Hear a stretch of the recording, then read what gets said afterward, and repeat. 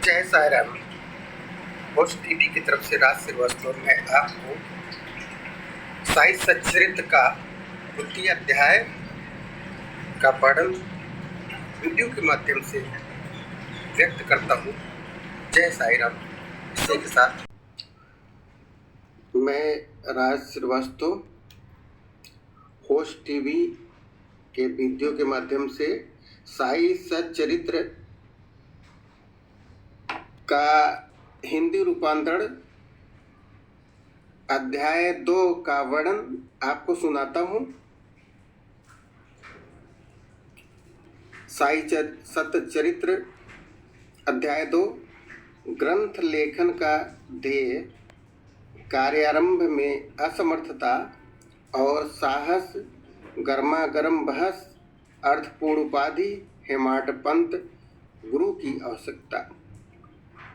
गत अध्याय में ग्रंथकार ने अपने मौलिक ग्रंथ श्री साई सच्चरित्र मराठी भाषा में उन कारणों पर प्रकाश डाला था जिनके द्वारा उन्हें ग्रंथ रचना के कार्य को आरंभ करने की प्रेरणा मिली। अब वे ग्रंथ पठन के योग्य अधिकारियों तथा अन्य विषयों का इस अध्याय में विवेचन करते हैं। ग्रंथ लेखन का हेतु किस प्रकार विसूचिका हैजा के रोग के प्रकोप को आटा पिसवाकर तथा उसको ग्राम के बाहर फेंकवा कर रोका तथा उसका उन्मूलन किया। बाबा की इस लीला का प्रथम अध्याय में वर्णन किया जा चुका है। मैंने और भी लीलाएं सुनी जिससे मेरे हृदय को अति आनंद हुआ और यही आनंद का स्रोत काव्य रूप में प्रकट हुआ। मैंने यह भी सोचा कि इस महान आश्चर्यजनक लीलाओं का वर्णन बाबा के भक्तों के लिए मनोरंजक एवं शिक्षाप्रद सिद्ध होगा तथा उनके पाप समूल नष्ट हो जाएंगे। इसलिए मैंने बाबा की पवित्र जीवन गाथा और उनके मधुर उपदेशों का लेखन आरंभ कर दिया। श्री साई की जीवनी न तो उलझनपूर्ण है और न ही संकीर्ण, वरन सत्य और आध्यात्मिक मार्ग का वास्तविक दिग्दर्शन कराती है। कार्य आरंभ करने में असमर्थता और साहस। श्री हेमाडपंत को यह विचार आया कि मैं इस कार्य के लिए उपयुक्त पात्र नहीं हूँ। मैं तो अपने परम मित्र की जीवनी से भली भांति परिचित नहीं हूँ और न ही अपनी प्रकृति से। तब फिर मुझ सरीखा मूढ़मती भला एक महान संत पुरुष की जीवनी लिखने का दुस्साहस कैसे कर सकता है।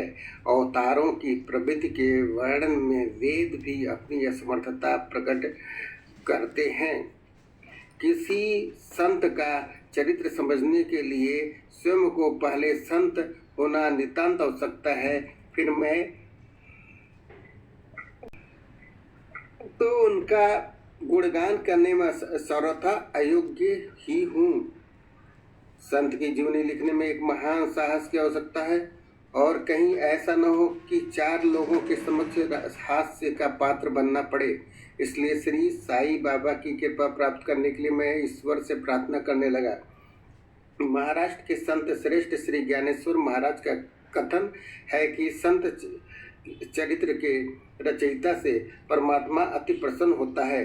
तुलसीदास जी ने भी कहा कि साधु चरित्र शुभ से सरिस कपासु निरस विशद गुड़ में फल जासु।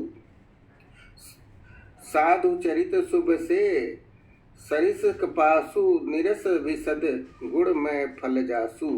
जो सही दुख पर छिद्र दुरावा वंदनी जेहि जग जस पावा। जो सही दुख पर छिद्र दुरावा बंदनी जेहि जग जस पावा। भक्तों को भी संतों की सेवा करने की इच्छा बनी रहती है। संतों की कार्य पूर्ण करा लेने की प्रणाली भी विचित्र ही है। यथार्थ प्रेरणा तो संत ही किया करते हैं। भक्त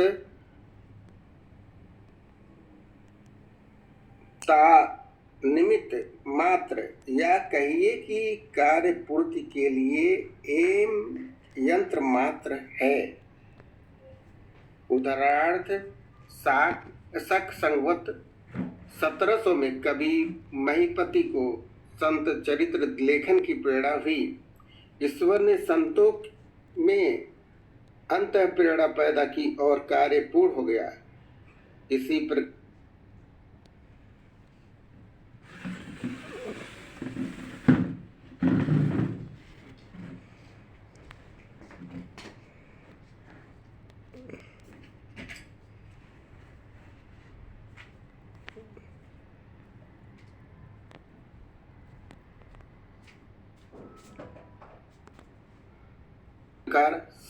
संवत 1800 में श्री दासगढ़ की सेवा स्वीकार हुई। महीपति ने 4 काव्य रचे, भक्ति विजय, संत विजय, भक्त लीलामृत और संत लीलामृत, और दासगढ़ ने केवल 2 भक्त लीलामृत और संत कथामृत, जिसमें आधुनिक संतों के चरित्रों का वर्णन है। भक्त लीलामृत के अध्याय 31, 32 और 33 तथा संत कथामृत के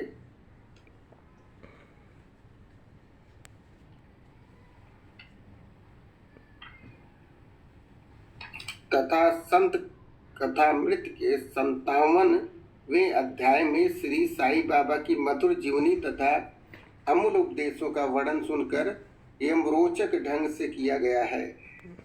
इनका उदाहरण श्री साई लीला पत्रिका के अंक 11, 12 और 17 में दिया गया है। पाठकों से इनके पठन का अनुरोध है। इसी प्रकार से साई बाबा की अद्भुत लीलाओं का वर्णन एक बहुत सुंदर छोटी सी पुस्तिका श्री साईनाथ पूजन माला में किया गया है। इसकी रचना बांद्रा की श्रीमती सावित्रीबाई रघुनाथ तेंदुलकर ने की है। श्री दासगढ़ महाराज ने भी श्री साई बाबा पर कई मधुर कविताओं की रचना की है। एक और भक्त अमीदास भवानी मेहता ने भी बाबा की कुछ कथाओं को गुजराती में प्रकाशित किया है। साई प्रभा नामक पत्रिका में भी कुछ लीलाएं शिरडी के दक्षिणा शिक्षा संस्थान द्वारा प्रकाशित की गई है। अब प्रश्न यह उठता है कि जब श्री साईनाथ महाराज के जीवन पर प्रकाश डालने वाला इतना साहित्य उपलब्ध है, फिर और एक ग्रंथ साई सचरित रचने की आवश्यकता ही कहाँ पैदा होती है। इसका उत्तर केवल यही है कि श्री साई बाबा की जीवनी सागर के सदृश अगाध, विस्तृत और अथाह है। यदि उसमें गहरे गोते लगाए जाए तो ज्ञान एवं भक्ति रूपी अमूल्य रत्नों की सहज ही प्राप्त हो सकती है, जिसे मुमुक्षुओं का बहुत लाभ होगा। श्री साई बाबा की जीवनी, उनके दृष्टांत एवं उपदेश महान आश्चर्य से परिपूर्ण है। दुख और दुर्भाग्यग्रस्त मानव को इनसे शांति और सुख प्राप्त होगा तथा लोक व परलोक में श्रेयस की प्राप्ति होगी। यदि श्री साई बाबा के उपदेशों का, जो कि वैदिक शिक्षा के समान ही मनोरंजक और शिक्षाप्रद है, ध्यान पूर्वक श्रवण एवं मनन किया जाए कि भक्तों को अपने मनोवांछित फल की प्राप्ति हो जाएगी, अर्थात ब्रह्मा से अभिन्नता, अष्टांग योग की श्रेष्ठ सिद्धि और समाधि आनंद आदि की प्राप्ति सरलता से हो जाएगी। ये सोचकर ही मैंने इस चरित्र की कथाओं को संकलित करना आरंभ कर दिया। साथ ही यह विचार भी आया कि मेरे लिए सबसे उत्तम साधना भी केवल यही है। जो भोले भाले प्राणी श्री साई बाबा के दर्शनों से अपने नेत्र सफल करने के सौभाग्य से वंचित रहे हैं, उन्हें यह चरित्र अति आनंददायक प्रतीत होगा।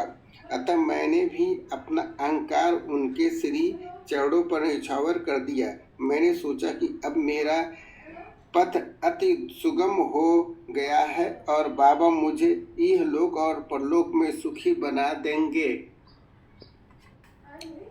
मैं स्वयं बाबा की आज्ञा प्राप्त करने का साहस नहीं कर सकता था, अतः मैंने श्री माधवराव उपनाम सामा से, जो कि बाबा के अंतरंग भक्तों में से थे, इस हेतु प्रार्थना की। उन्होंने इस कार्य के निमित्त श्री साईं बाबा के विनम्र शब्दों में इस प्रकार प्रार्थना की। ए अन्ना साहेब आपकी जीवनी लिखने के लिए अति उत्सुक हैं, परंतु आप कृपया ऐसा न कहना कि मैं तो एक फकीर हूँ तथा मेरी जीवनी लिखने की आवश्यकता ही क्या है। आपकी केवल कृपा और अनुमति से ही ये लिख सकेंगे, अथवा आपके श्री चरणों का पुण्य प्रताप ही इस कार्य को सफल बना देगा। आपकी अनुमति तथा आशीर्वाद के अभाव में कोई भी कार्य यशस्वी नहीं हो सकता। यह प्रार्थना सुनकर बाबा को दया आ गई। उन्होंने आश्वासन और उदी देकर अपना वरद हस्त मेरे मस्तक पर रखा और कहने लगे कि इन्हें जीवनी और दृष्टांतों को एकत्रित कर लिपिबद्ध करने दो। मैं इनकी सहायता करूंगा। मैं स्वयं ही अपनी जीवनी लिखकर भक्तों की इच्छा पूर्ण करूंगा, परंतु इनको अपना अहम त्याग कर मेरी शरण में आना चाहिए। जो अपने जीवन में इस प्रकार आचरण करते हैं उसकी मैं अत्यधिक सहायता करता हूँ। मेरी जीवन कथाओं की बात तो सहज है, मैं तो इन्हें घर बैठे अनेक प्रकार से सहायता पहुँचाता हूँ। जब इनका अहंग पूर्णतः नष्ट हो जाएगा और खोजने पर लेस मात्र भी न मिलेगा, तब मैं इनके अंतःकरण में प्रकट होकर स्वयं ही अपनी जीवनी लिखूंगा।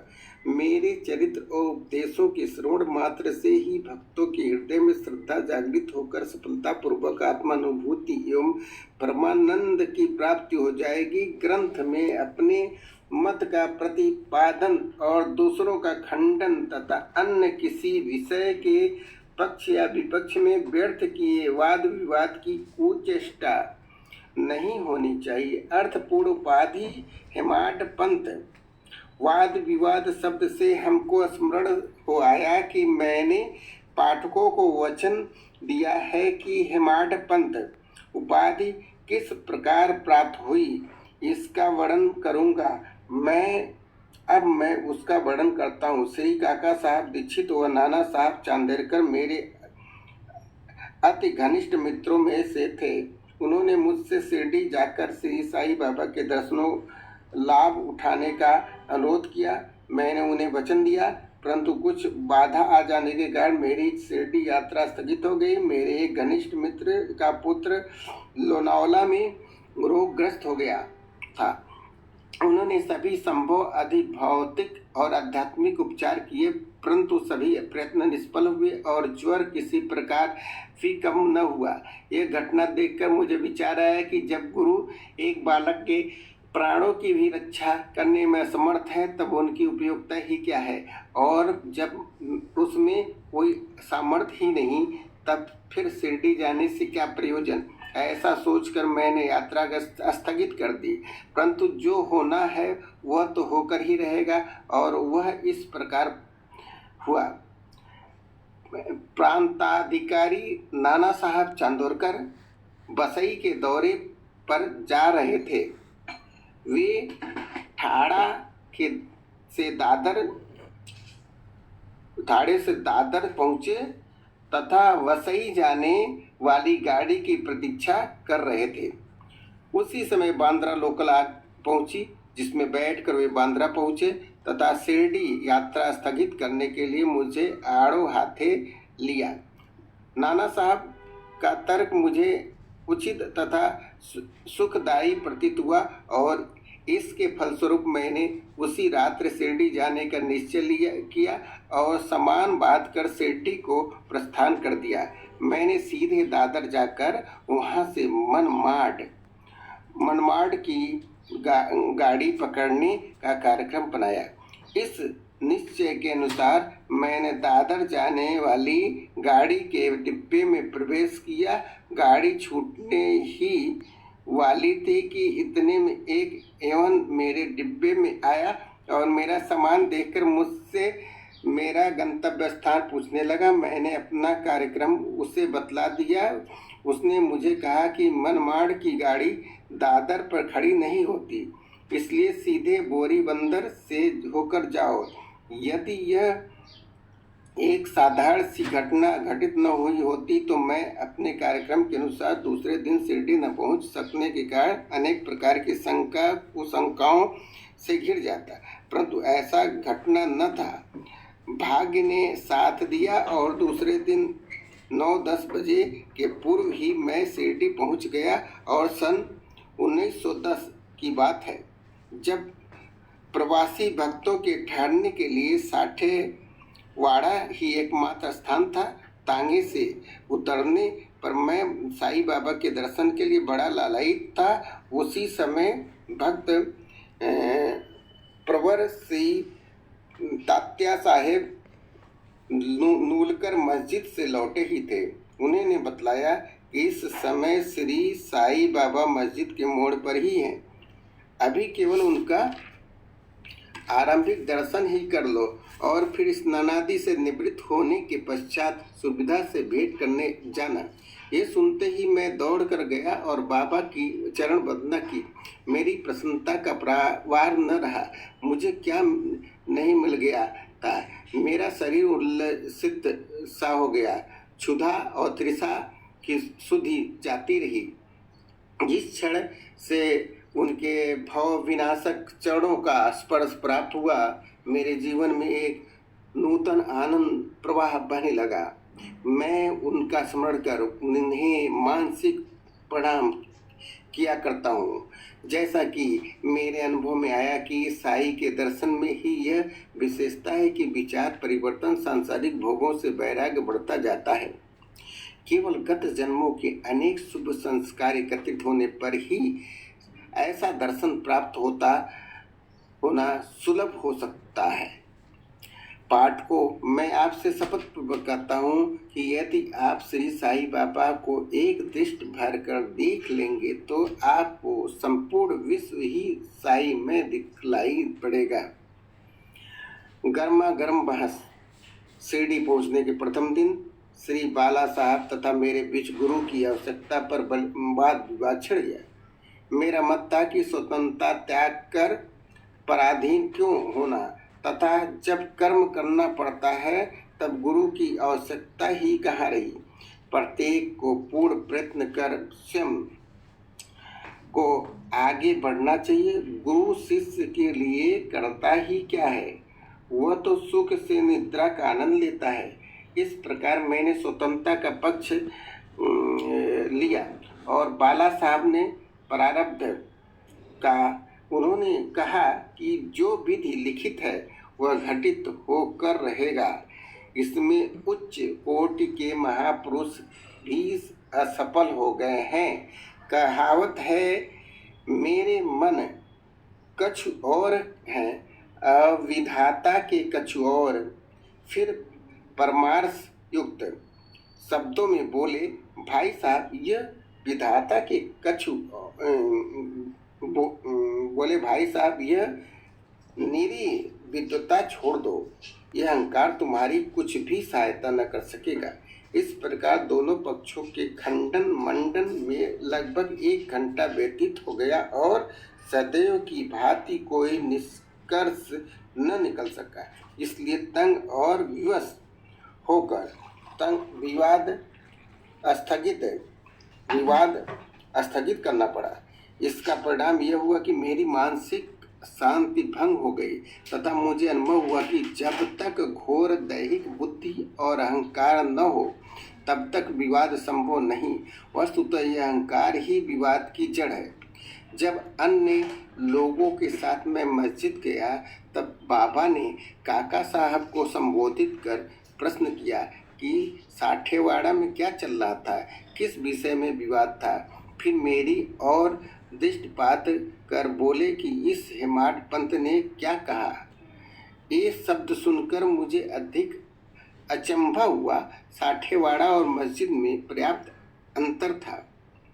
सर्वज्ञ या अंतर्यामी हुए बिना बाबा को विवाद का ज्ञान कैसे हो सकता है।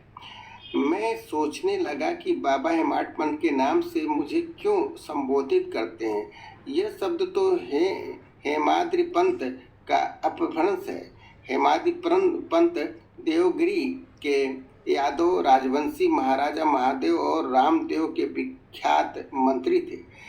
वे उस कोटि के विद्वान, उत्तम प्रकृति और चतुर वर्ग चिंतामणि, जिसमें आध्यात्मिक विषयों का विवेचन है और राज्य प्रशस्ति जैसे उत्तम काव्यों के रचयिता थे। उन्होंने ही हिसाब किताब रखने की नवीन प्रणाली तथा आविष्कार किया था और बही खाते की पद्धति को जन्म दिया था और कहा, मैं इसके विपरीत एक अज्ञानी, मूर्ख और मंद गति हूँ। अतः मेरी समझ में यह न आ सका कि मुझे इस विरोध उपाधि से विभूषित करने का क्या तात्पर्य है। गहन विचार करने पर मैं इस निष्कर्ष पर पहुंचा कि कहीं मेरे अहंकार को चूर्ण करने के लिए ही तो बाबा ने इस अस्त्र का प्रयोग नहीं किया है, ताकि मैं भविष्य में सदैव के लिए निरभिमानी एवं विनम्र हो जाऊं, अथवा कहीं यह मेरे वाक्य चातुर्य के उपलक्ष्य में मेरी प्रशंसा तो नहीं है। भविष्य पर दृष्टिपात करने से प्रतीत होता है कि बाबा के द्वारा हेमाडपंत की उपाधि विभूषित करना कितना अर्थपूर्ण और भविष्य गोचर था। सर्वविदित है कि कालांतर में दाभोलकर ने श्री साई बाबा संस्थान का प्रबंध कितने सुचारू एवं विद्वतापूर्ण ढंग से किया, हिसाब किताब आदि कितने उत्तम प्रकार से रखे तथा साथ ही साथ महाकाव्य साई सचरित की रचना भी की। इस ग्रंथ में महत्वपूर्ण और आध्यात्मिक विषयों जैसे ज्ञान, भक्ति, वैराग्य, शरणागति व आत्मनिवेदन आदि का समावेश है। गुरु की आवश्यकता, इस विषय में बाबा ने क्या उद्गार प्रकट किए। इस पर हेमाडपंत द्वारा लिखित कोई लेख या स्मृति पत्र प्राप्त नहीं है, परंतु काका साहब दीक्षित ने इस विषय पर उनके लेख प्रकाशित किए हैं। बाबा से भेंट करने के दूसरे दिन हेमाडपंत और काका साहब ने मस्जिद में जाकर घर लौटने की अनुमति मांगी। बाबा ने स्वीकृति दे दी। किसी ने प्रश्न किया, बाबा कहाँ जाए? उत्तर मिला, ऊपर जाओ। प्रश्न, मार्ग कैसा है? बाबा, अनेक पंथ हैं, यहाँ से भी एक मार्ग है, परंतु यह मार्ग दुर्गम है तथा सिंह और भेड़िए भी मिलते हैं। काका साहब, जय साई राम।